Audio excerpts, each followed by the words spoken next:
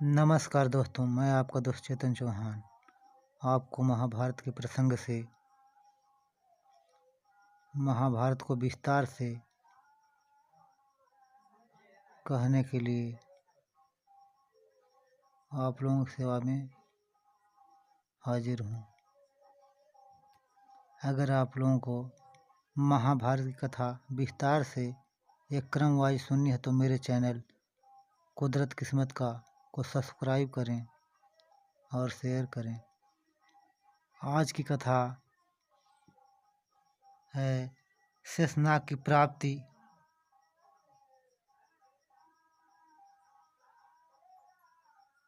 शेषनाग की वर प्राप्ति और माता के शाप से बचने के लिए सर्पों की बातचीत। चलिए दोस्तों, अब शुरू करते हैं वीडियो को। शौनक जी ने पूछा, सुतनंदन, जब सर्पों को यह बात मालूम हो गई कि माता कद्र ने हमें शाप दे दिया है, तब उन्होंने उसके निवारण के लिए क्या किया?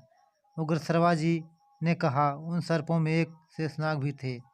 उन्होंने कद्र और अन्य सर्पों का साथ छोड़कर कठिन तपस्या प्रारंभ की।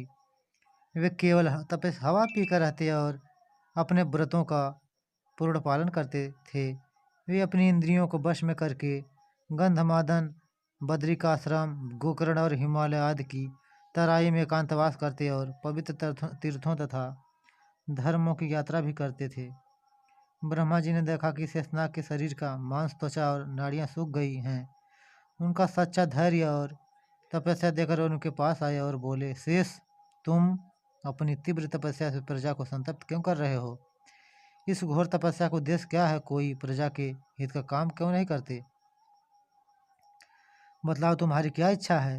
शेष जी ने कहा, भगवान, मेरे सब भाई मूर्ख हैं, इसलिए मैं उनके साथ नहीं रहना चाहता। आप मेरी इस इच्छा का अनुमोदन कीजिए। वे परस्पर एक दूसरे से शत्रु के समान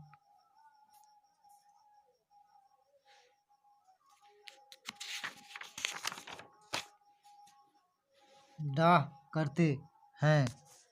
विंता और उसके पुत्र गरुड़ तथा अरुण से द्वेष करते हैं, इसलिए मैं उनसे उब कर तपस्या कर रहा हूँ।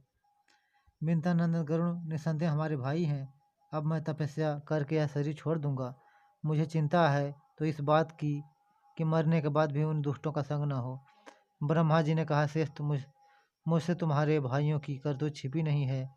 माता की आज्ञा का उल्लंघन करने के कारण वे स्वयं बड़ी विपत में पड़ गए हैं।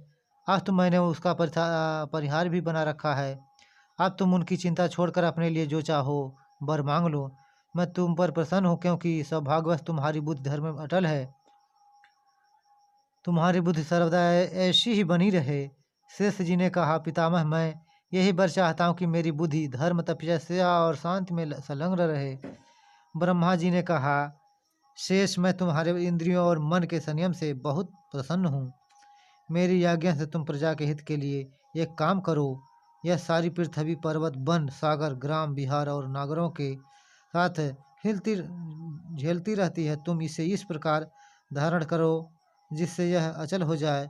शेष जी ने कहा, आप प्रजा के स्वामी और समर्थ हैं। मैं आपकी आज्ञा का पालन करूंगा। मैं पृथ्वी को इस प्रकार धारण करूंगा जिससे वह हिल डुल नहीं सके। आप इसको मेरे सिर पर रख दीजिए। ब्रह्मा जी ने कहा, शेष, पृथ्वी तुम्हें मार्ग देगी। तुम उसके भीतर घुस जाओ। तुम पृथ्वी को धारण करके मेरा बड़ा प्रिय कार्य करोगे। ब्रह्मा जी के आज्ञानुसार शेषनाग भू विवर में प्रवेश करके नीचे चले गए और समुद्र से घिरी पृथ्वी को चारों ओर से पकड़कर पृथ्वी पर उठा लिया। ये तभी से स्थिर भाव से स्थित हैं। ब्रह्मा जी उनके धर्म, धैर्य और शक्ति की प्रशंसा करके अपने स्थान पर लौट गए। माता का साप सुनकर वासुकी नाग को बड़ी चिंता हुई। वे सोचने लगे कि इस साप का प्रतिकार क्या है। उन्होंने अपने भाइयों को इकट्ठा किया और सबसे सलाह करने लगे। वासुकी ने कहा, भाइयों, आप लोग जानते ही हैं कि ये माता ने हमें साप दे दिया है। अब हम लोगों को चाहिए कि सोच विचार कर उनके निवारण का उपाय करें, तब सांपों का प्रतिकार संभव है। परंतु माता के साप का प्रतिकार दिखाई नहीं पड़ता। हमें अब समय व्यर्थ नहीं गंवाना चाहिए।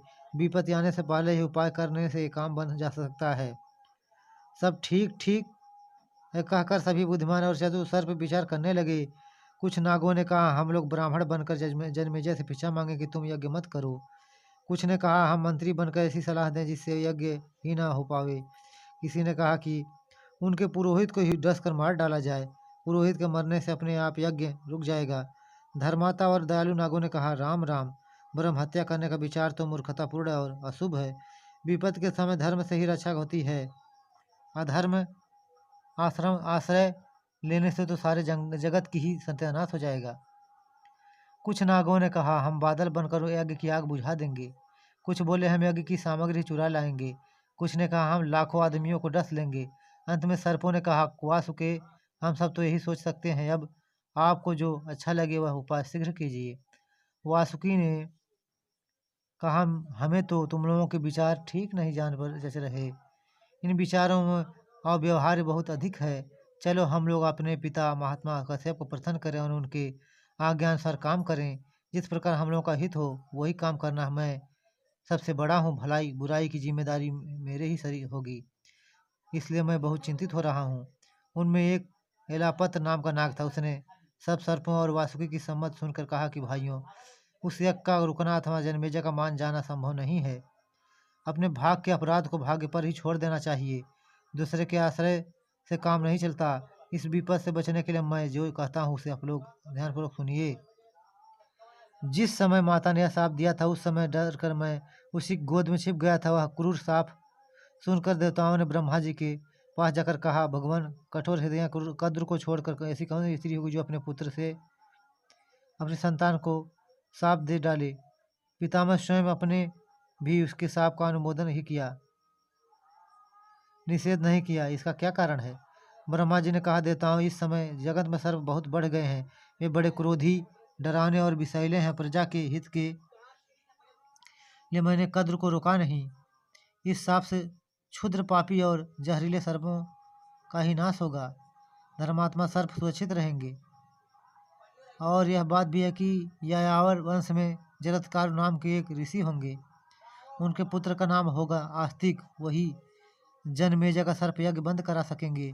तब जाकर धार्मिक सर्पों का छुटकारा होगा। देवताओं के पूछने में ब्रह्मा जी ने और भी बतलाया कि जरत्कारु की पत्नी का नाम भी जरत्कारी होगा। वह सर्पराज वासुकी की बहन होगी। उसके सर्प से आस्तिक का जन्म होगा और वहीं सर्पों को मुक्त करेगा। इस प्रकार बातचीत करके ब्रह्मा जी और देवता अपने अपने लोक को चले गए। सो सर्पराज वासुकी, मेरे विचार से आपकी बहन जरत्कारु का विवाह उस जरत्कारु ऋषि से ही होना चाहिए। वे जिस समय भिक्षा के समान पत्नी की याचना करें उसी समय उन्हें आप अपनी बहन दे दें। यही इस विपद से रक्षा का उपाय है।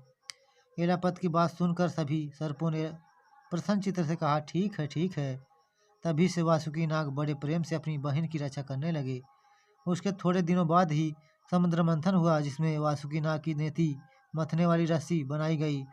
इसलिए देवताओं ने वासुकी नाग को ब्रह्मा जी के पास ले जाकर फिर से वही बात कहला दी जो एलापत्र नाग ने कही थी। वासुकी ने सर्पों को जरत्कारु ऋषि की खोज में नियुक्त कर दिया और उनसे कह दिया कि जिस समय जरत्कारु ऋषि विवाह करना चाहें उसी समय शीघ्र से शीघ्र आकर मुझे सूचित करना। हम लोगों के कल्याण का यही सुनिश्चित उपाय है। आज का भाग यहीं समाप्त हुआ। अगले दिन जरत्कारु ऋषि की कथा और आस्तिक का जन्म होगा। इस चैनल को प्लीज़ सब्सक्राइब करें, लाइक और शेयर करें। आपसे अनुरोध है, कम से कम इतना काम तो ज़रूर करें।